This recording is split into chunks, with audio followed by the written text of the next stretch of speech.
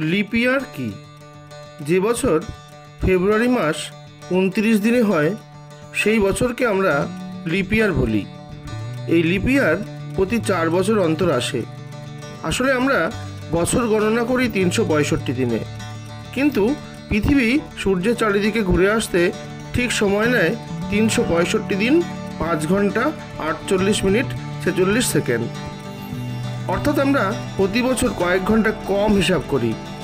প্রতি 4 বছরে আমাদের এই না হিসেব করা সময়টি 24 ঘন্টার সমান বা একদিন হয়ে যায়। 4 বছর অন্তর একটি দিন তাই বেড়ে যায়। সেই বছরটি হয়ে থাকে 366 দিন। এই বাড়তি দিনটি গণনা করা হয় ফেব্রুয়ারি মাসের সঙ্গে, যেখানে একদিন যোগ করে ফেব্রুয়ারি মাসটি হয় 29 দিন, আর সেই বছরটি হয় লিপ ইয়ার বা অধিবর্ষ।